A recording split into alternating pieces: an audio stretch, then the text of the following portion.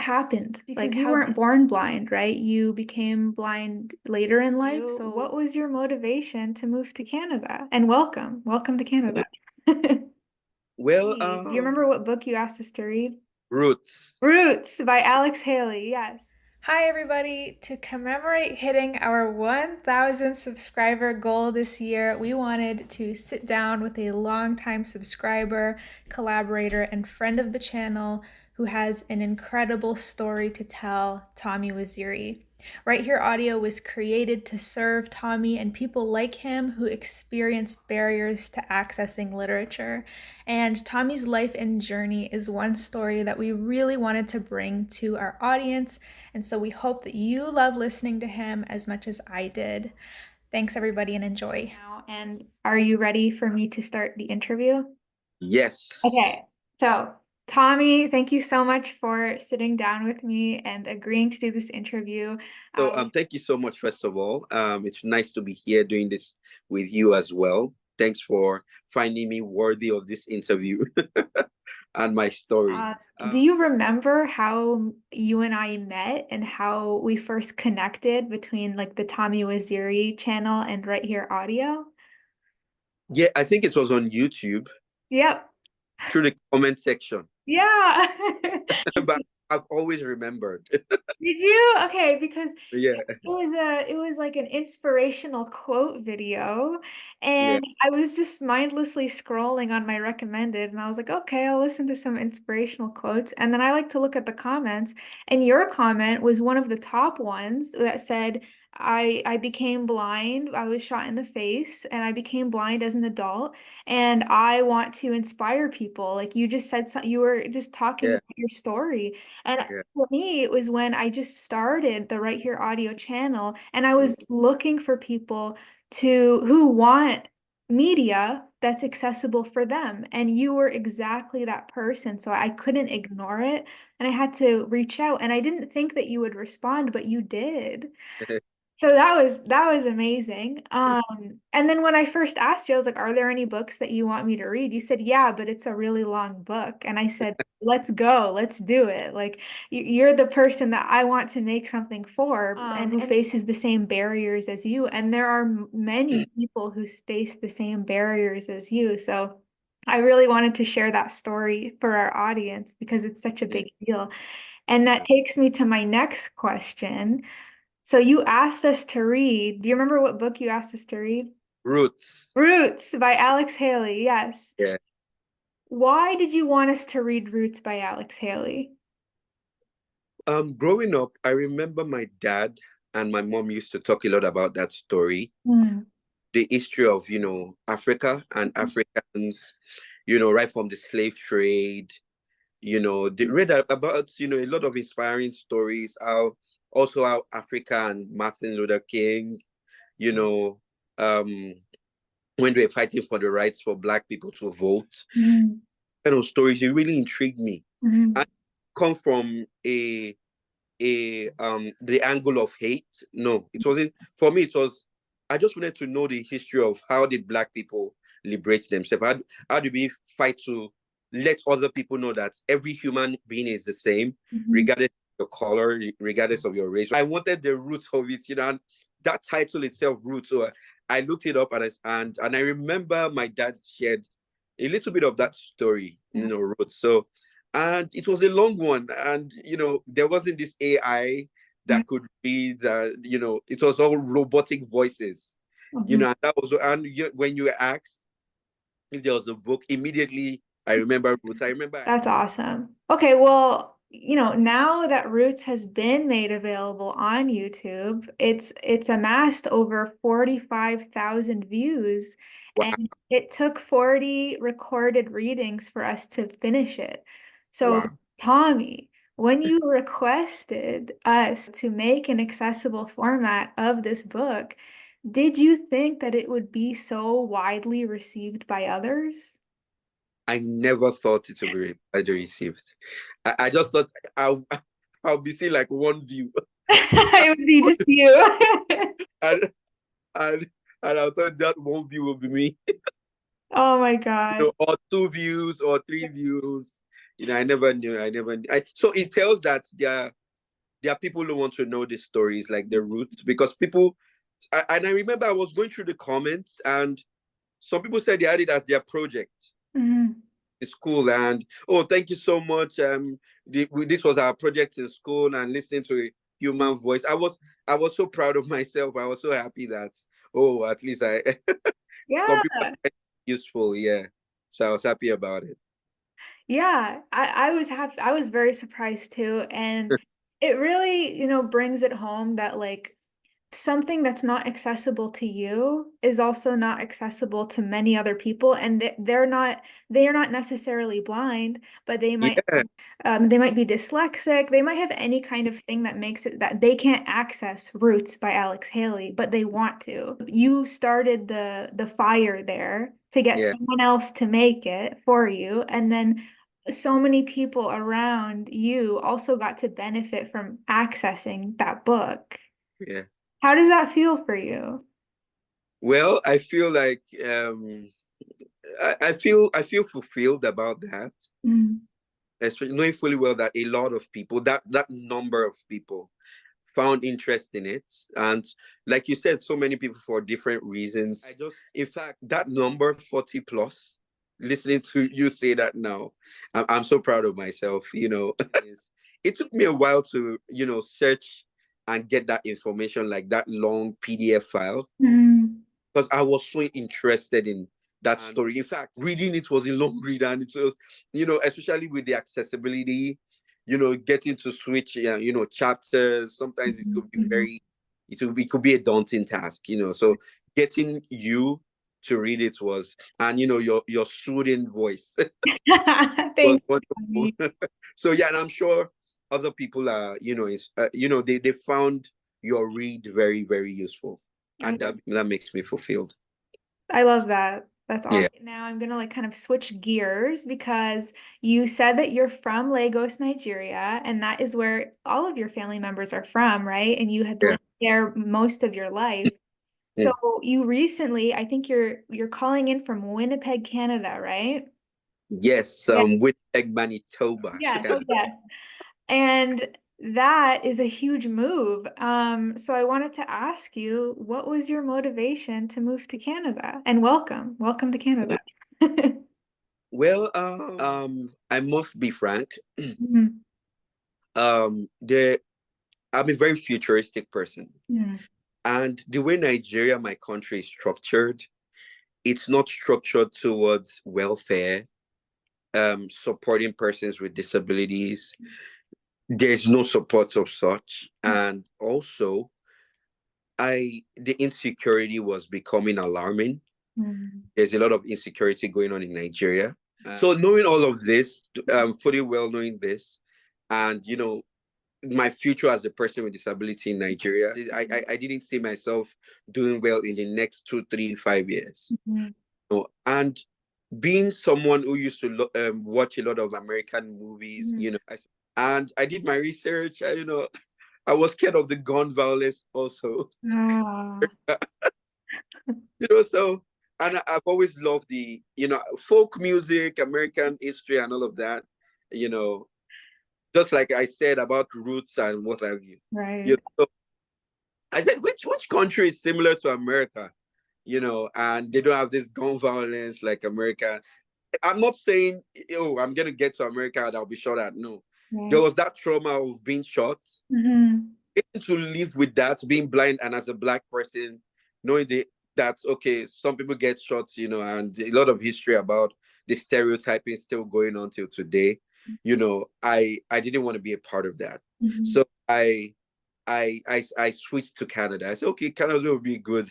I did a lot of research about Canada as well.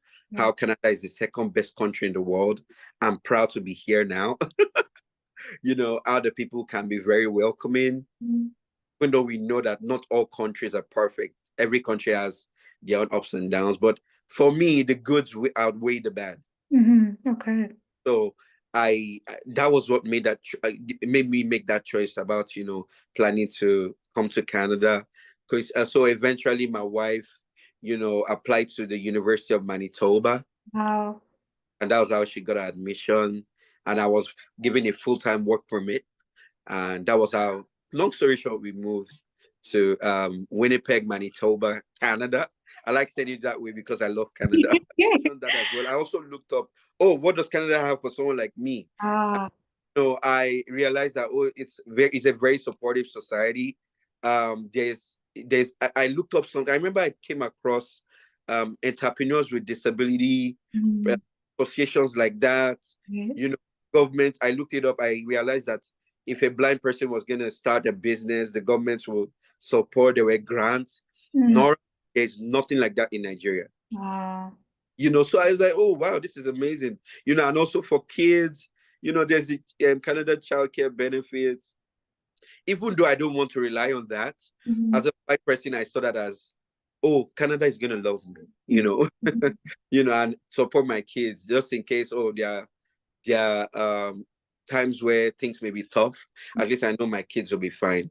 Because there was always this fear. Okay, what if my disability is not gonna allow me to, you know, work, or maybe I lose my job, finding out to get another job? Because I have friends here in Canada who have been here for the longest. There's a Canadian friend of mine who is also blind, and she literally told me that, oh, there's no guarantee here as well. We are also stereotyped as well as blind people. You know, I was like, oh wow, yeah. You know, but knowing fully well that my children are going to be taken care of and growing up in this kind of society, you know, I for me it was okay for me. You know, it was okay. And so this, you bring up a really interesting point, is that, you know, you're blind and you have a disability, but you want to work. Yeah. Yeah. I think that's a huge misconception for people, is that people with disabilities or people who are blind, they either don't want to or they can't. And you're saying, no, I can and I want to. Yeah. What is your dream job? Well, I love to help people. And I realized that being a customer care representative, helping people solve their problems, which I know that that's a job that I can do effectively. You know, pick calls, right, you know, get records down. And I did my research even before coming to Canada. Like, I did my research about jobs that I can do as a blind person. Now, that will be my dream job. Now, on the side, I also realized that I can be a massage therapist. Now, the only reason why I've not started and I'm not practicing in Canada is I love to follow rules. I'm not allowed to practice until I get certified here in Canada. Wow. I'm certified in Nigeria, but I'm not certified here. Okay. So I have to go, like, I think it's a year course, like a massage school, you know, to be certified. And also, I love creating content. That's on the side. So these are like side jobs. You know, I love telling my story. I love inspiring people. And that's a job, trust me. Absolutely. I recently employed the service of a freelance videographer. I didn't let you know this. I was gonna let you know. So I'm gonna be doing a lot of social experiments around disability, social experiments like a blind person, who wants to cross the road, how people are gonna help, or a blind person drops something at a mall, people gonna help, or a blind person trying to come down an escalator. Those kind of social experiment videos. There's gonna be a hidden camera somewhere, seeing how people are gonna respond to help. I just want to inspire people with my life. I don't want to speak first before people get inspired. I want people to be able to see Tomi and doing content. In fact, let me spill this here. I just registered for a Guinness World Record for longest social media used by a blind person. Oh wow, that's awesome. So I'm waiting for them to approve me. And also as a disability advocate and accessibility and inclusion advocate, that's why I'm doing that, to educate more people, you know, just like what you do about, you know, the accessibility of blind people on social media. You were surprised that I was the one that responded to you, like you said. You know, so many people don't know blind people can use. So that's the purpose for me doing that as well, to create awareness, to generate awareness. So I don't even mind when it comes to that. I don't always mind volunteering, you know. So I'm even looking forward to volunteering for advocacy here with CNIB here in Winnipeg. So yeah, advocacy to volunteering too on the side. Yeah. That's great. We love CNIB. CNIB is great. Oh, I love them Yeah, too. they're excellent. And you said, you're doing new content, you have new things on the go. So I'm just gonna tell Yeah. my audience right now, you should go subscribe to Tomi, check him Oh, yeah. out. His content is really great. He does love making his content. And Tomi, for our viewers who don't know your story or who you are, would you tell us a bit about your background regarding your life before becoming blind and how that happened? A quick background of myself. I was born in Lagos, Nigeria, a country in West Africa, and I was raised by a single mom. Being raised by a single mom, I developed some values. Mom and dad had, some issues. Mom had to leave. That's a story for another day. So then it shaped my values as a man. I respected women. I valued women better. It was totally different because I watched my mom go through some domestic violence and verbal abuse as well. So I didn't want to be that man who would do that to any other lady. So in fact, sometimes as young as I was, I'll be like, I'm not just gonna be a man. I'm gonna be a good man. So that over time shaped my values in generally. So it made me to be a better person. I became very aware of my community, doing well in my community, and just leave a good legacy behind right from a young age. Give good records, let people have good records about me. So over time, I read books. I read a lot of books about relationship. I developed myself, read a lot of books about values, a lot of motivational content, watching YouTube videos and just developing myself, So, and yeah, that's who I am before the incident happened. And so these were your values. This was like kind of your character that you were building up before you became blind, Oh, right? yeah. Okay. Yes.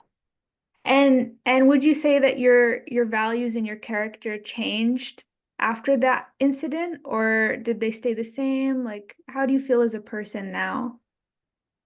So as a person now, I would say those values actually helped me. Mm, So there was also resilience I didn't mention, having to struggle with a single mom. You mhm, know, Sometimes we didn't have food to eat, sometimes we would eat once in a day. mm, So over time it built resilience and we struggled. And I think those struggles made me a better person. mhm. So it actually helped, Okay.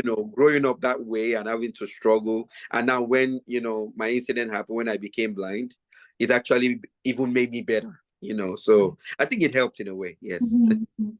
Wow, that's really interesting. And so for the people who don't know your story or haven't subscribed to your channel or seen you on Instagram yet, what happened? Like because you weren't born blind, right? You became blind later in life. So can you give a little bit of backstory on that? Okay. So I became blind in the year 2019. I was an Uber driver Mhm, back in Lagos, Nigeria.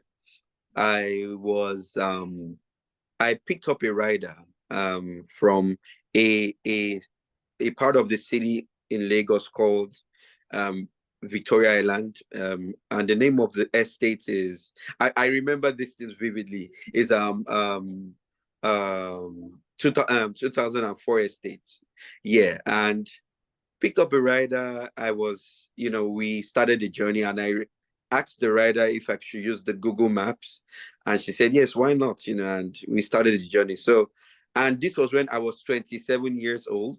mhm, So I've lived most of my life as a sighted person, So unknowingly to me, I never knew that that would be the last day mhm, I'll see the light of day. At least maybe until the doctors do something, about being able to see again. So I we started the journey and we encountered some traffic along the way.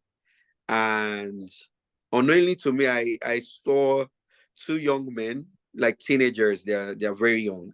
I can still remember. And they passed my car, but when they passed by the car, they were looking suspiciously into like in my car. And I became alert. I was like, okay, why would this guy be looking into my car this way? And when they passed my car, I looked into the side mirror, and I realized that they stopped just behind my car.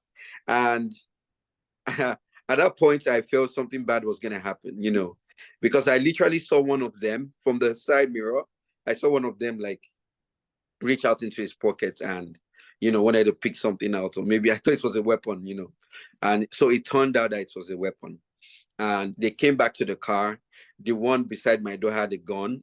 The other one didn't have a gun, was threatening my rider, telling her to give him her stuff. She had a laptop, she had some valuable stuffs with her.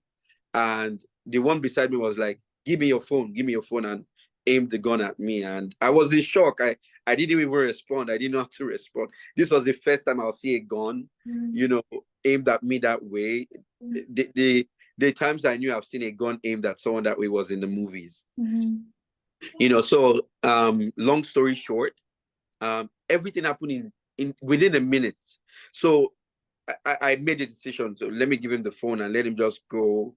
Then I reached out to my phone, and my vision was away from him. Then I looked back towards him, and I was about to wind down, and I looked up, and bang, he shot at me. And so it turned out that he shot me with a local gun. So they're like, it's like a mini shotgun. So they're little like pellets that spread. They pierced, my everywhere on my face, like with the glass and everything, bang, and damaged my eyeballs, and the cornea, everything was damaged. And long story short, we got to the hospital, and the next day, that was where I found out that my optic nerves were damaged, and I probably won't be able to see again for the rest of my life.